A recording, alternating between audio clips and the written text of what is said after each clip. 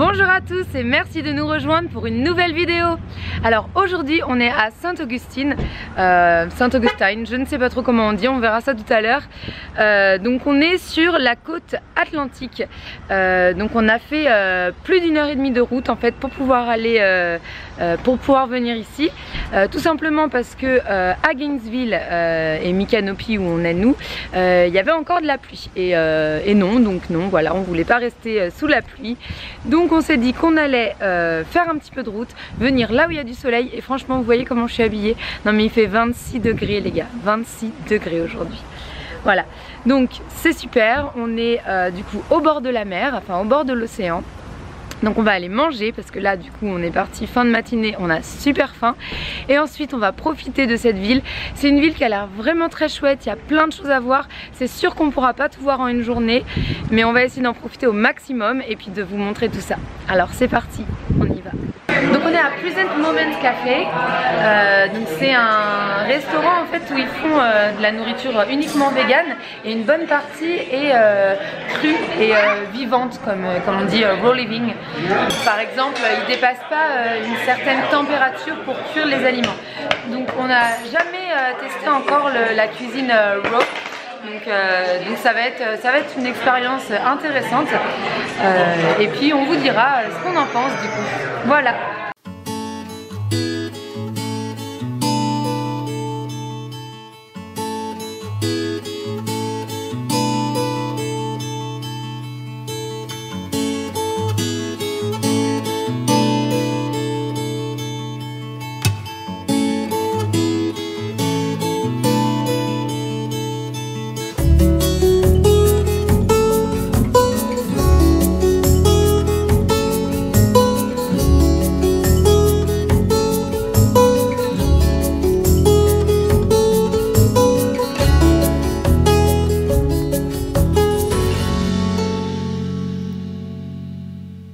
L'intérêt en fait de la cuisine crue, c'est de pouvoir garder tous les nutriments et les vitamines qu'il y a dans les aliments et de ne pas les perdre à la cuisson. Donc c'est vraiment intéressant. C'est vrai qu'on pourrait se dire comme ça, bon, manger des crudités, voilà, ça va bien en salade, mais ça va pas être très élaboré. Et en fait non, on a vraiment eu des plats là qui étaient très bons, qui étaient pleins de saveurs. C'était assez complexe, en fait beaucoup plus complexe que ce qu'on pourrait croire. Et donc voilà, donc c'est vraiment très intéressant comme cuisine et c'était la première fois vraiment qu'on mangeait des plats typiquement raw vegan et on a vraiment bien aimé, donc ce sera une expérience à reproduire à d'autres moments parce que c'était très chouette. Et puis comme du coup c'est pas riche comme nourriture, il n'y a pas beaucoup de gras, il n'y a pas de féculents parce que tous les féculents, le pain, les pâtes, le riz, tout ça, ça se cuit.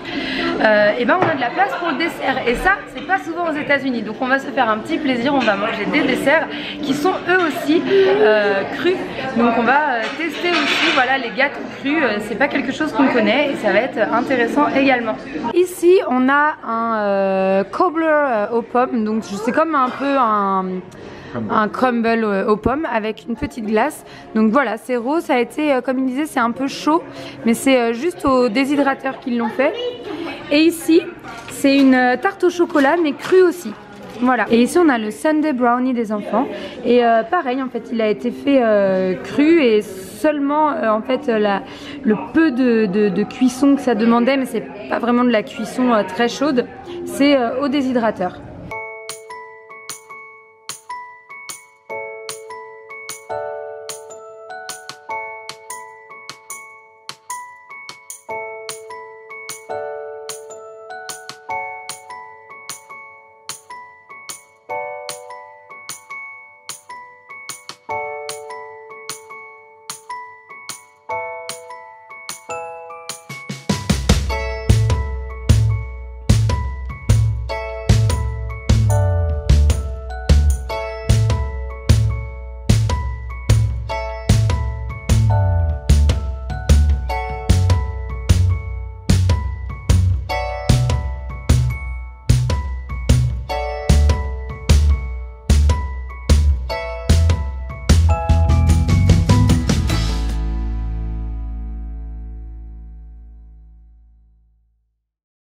bah, on a quand même enfilé les petites vestes à capuche parce que on se prend des petites averses quand même, hein. On a fui la pluie mais elle nous a rattrapés.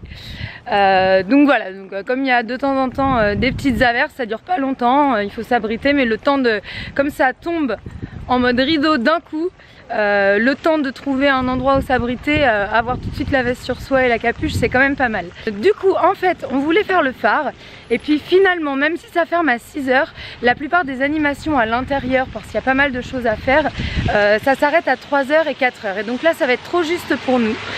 Donc on reviendra un autre jour parce que ça a l'air vraiment chouette. Il y a pas mal de choses à faire, mais là on va être trop juste au niveau du temps. Donc on se garde le phare pour une prochaine fois, et puis là on va plutôt aller dans le quartier historique de Sainte-Augustine que vous avez déjà aperçu quand on était en voiture. Je vous ai montré quelques images, on va plutôt aller dans ce coin là, profiter, et puis s'il y a des averses, ce sera quand même beaucoup plus simple de trouver un petit magasin où s'abriter que là en fait au bord de l'eau et près du phare où bah, on est un peu au milieu de nulle part. Donc voilà. À Sainte-Augustine il y a aussi des plages, il y a vraiment plein de choses à faire. J'avais regardé, vraiment une journée c'est pas du tout suffisant, donc on reviendra parce que c'est vraiment un endroit là de ce qu'on en a vu qui nous plaît beaucoup, et donc bah voilà, ce sera juste l'occasion de revenir.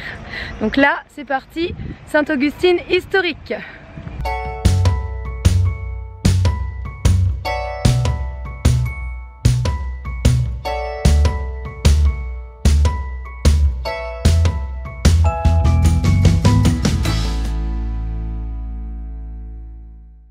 Donc ça nous a coûté 15 $ de garer la voiture, donc on va pas la bouger jusqu'à ce qu'on parte je pense. Et puis là on va aller au Visitor Information Center, voir un petit peu si on trouve une petite carte, quelque chose pour nous aider dans notre balade. Ce soir quand il va faire nuit, on ira au Pirate and Treasure Museum. Donc c'est le musée des pirates et des trésors. Donc ça devrait être super chouette, et comme il ferme tard, il ferme à 7 h, donc ça c'est vraiment cool. On va pouvoir profiter là tant qu'il fait jour du quartier historique, et ensuite on ira au musée. Donc c'est vraiment parfait. Donc là en fait on est dans le Visitor Center, donc c'est comme un petit musée gratuit qui raconte l'histoire de Sainte-Augustine, qui est vraiment une ville très intéressante et riche en histoire, notamment parce que c'est la plus vieille colonie permanente qui a été occupée par les Européens. Elle a d'abord été sous l'occupation espagnole avant d'être cédée aux Britanniques pendant une vingtaine d'années, puis ça a été de nouveau sous l'occupation espagnole avant qu'en 1821 elle soit acquise par les États-Unis.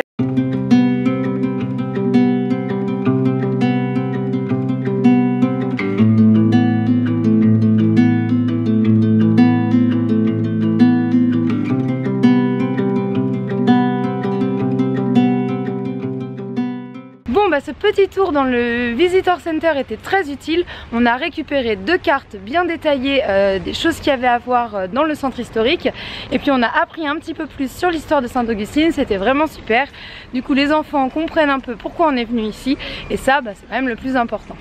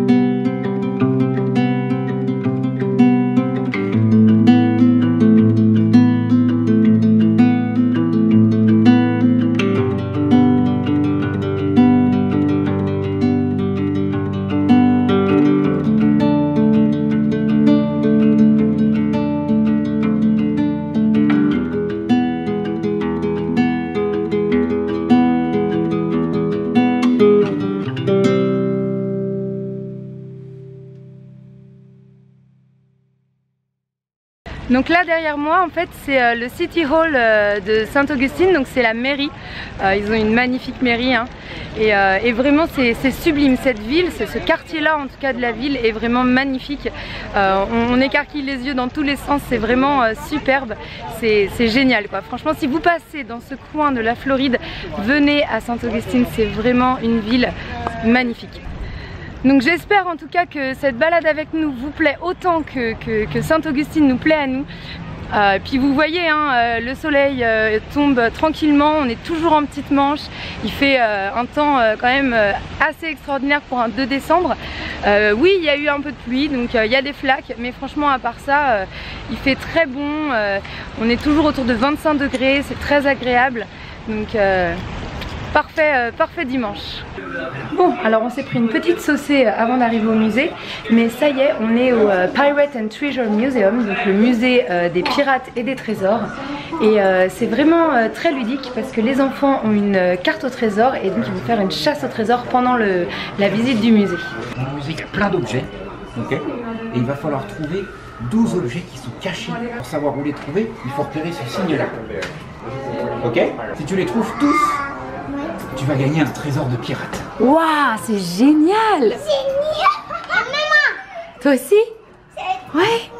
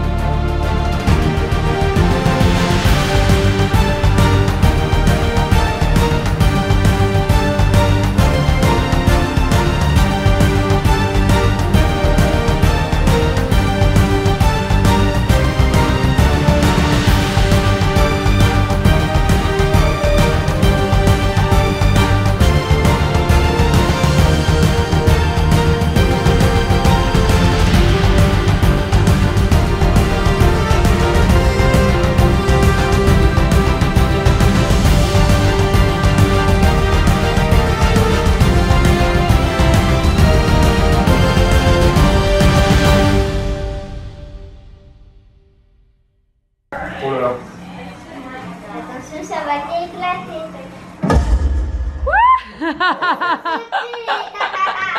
Lequel tu veux faire? Là, c'est un drapeau de pirate en fait qui est original, qui date de 1850, qui s'appelle le Jolly Roger. C'est le nom qu'on donne au drapeau de pirate, comme ça. Et en fait, ça vient a priori du français qui est Jolly Rouge. Et donc ils ont transformé en Jolly Roger. Et parce qu'à l'origine, les drapeaux de pirates étaient rouges avant celui-là.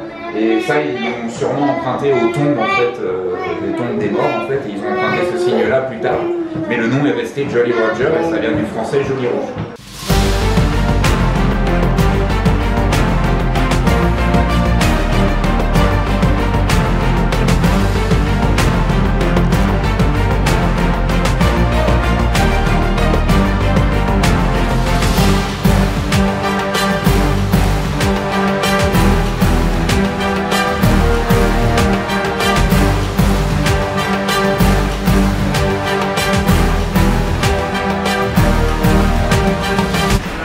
bah là du coup c'était carrément la salle des horreurs, les enfants ont même pas voulu rester, ils sont partis en courant.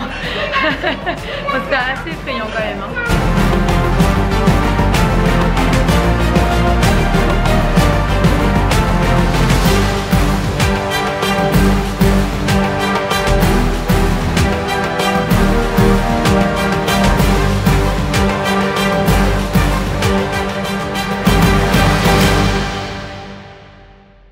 Donc là en fait on est dans la salle de tous les accessoires de films etc de pirates. C'est la pièce maudite de Will Turner et l'épée de Jack Sparrow. Ah bah ça c'est trop cool, j'adore. C'est trop cool hein. T'as vu c'est le crochet de Hook ça. Dans le Hook avec Robin Williams et Dustin Hoffman. C'est le crochet du capitaine Crochet. Ça c'est une spéciale dédicace pour mes frères, pour Axel et Kevin. Ça c'est Willy le Borgne. C'est Willy le Borgne les gars. C'est un truc de fou. Ah c'est trop bien. Oh c'est la carte des Goonies. Ah ouais avec le truc là qu'ils mettent pour ouvrir la porte. T'as vu c'est la carte des Goonies. Oh c'est trop génial. Wow. Alors quel film t'as vu toi ici? J'ai vu les Pirates des Caraïbes, les Goonies, Peter Pan. C'est ce que j'adore bah ici parce qu'il y a plein de choses qu'on connaît, c'est trop génial. Bah ouais c'est que les films que tu connais et que t'aimes bien. T'aimes bien les films de pirates aussi hein. Ah ouais j'adore les pirates, les fantômes. Oh, waouh. You're a pirate? Wow. Super. Oh, Regarde, tu peux prendre un trésor de pirate. Toi aussi chérie. T'as bien trouvé tous les petits trucs comme moi. Hop. On a trouvé des chouettes petits souvenirs. Un joli collier, pièce de trésor de pirate pour Meryl. Une pièce pirate des Caraïbes pour Layton. Moi je me suis pris un petit collier. Hop. Et puis on a pris un livre sur les pirates qui est assez souple, qui prendra pas de place. Donc ça c'est parfait quand on est nomade. Bon bah le musée des pirates au top, vraiment ça nous a beaucoup plu, les enfants se sont hyper bien amusés, on a appris plein de choses et en même temps c'était très ludique, très hands-on comme ils disent, on pouvait toucher plein de choses, il y avait voilà, on vous l'a montré, le canon qu'on pouvait tirer, on pouvait essayer les fusils, donc c'était vraiment, on était immergés dans cette histoire là et c'était vraiment super bien fait, donc un musée génial avec les enfants si vous passez dans le coin.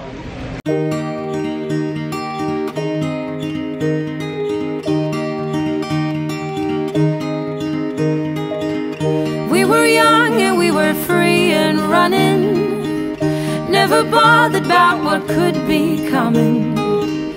Every day we danced and life was smiling. We were young and drunk in love.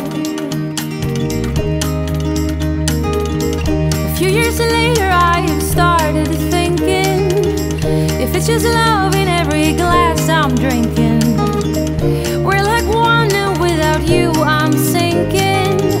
I'm always shining next to you. Oh, I got you, there's no reason to chasing pavement on my own, 'cause you're here to stay every night and day. I'm delighted 'cause I got you. I have always been afraid of changes, but you show me life is full of faces. Sometimes clouds got in our favorite places, but we were young and unaware. Oh, I got you, there's no reason to chasing payment on my own, 'cause you're here to stay every night and day. I'm delighted 'cause I got you. La la la la la la la la.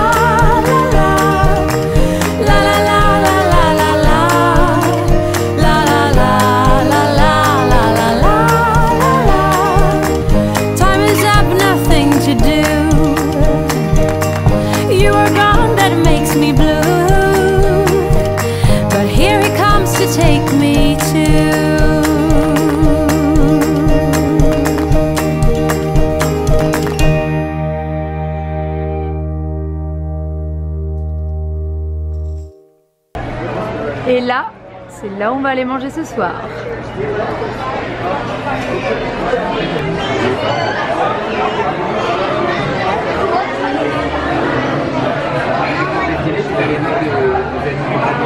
Alors on est peut-être à Prohibition Kitchen, mais ça reste un restaurant américain où il y a du coloriage pour les enfants.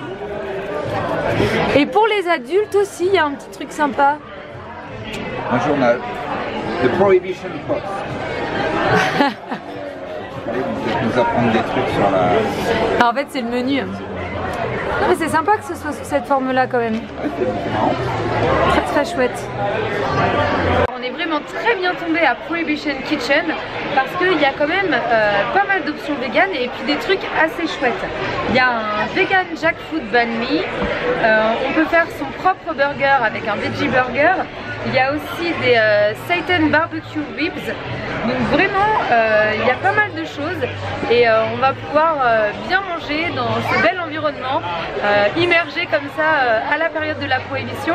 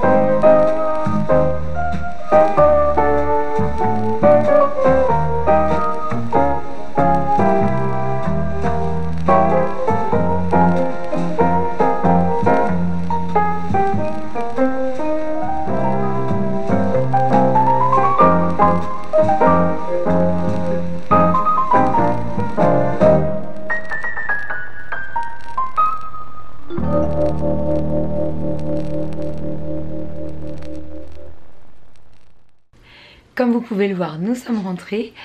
J'espère vraiment que cette balade à Sainte-Augustine vous aura plu autant qu'à nous. Moi, il ne me reste plus qu'à vous dire au revoir. À demain. Ciao.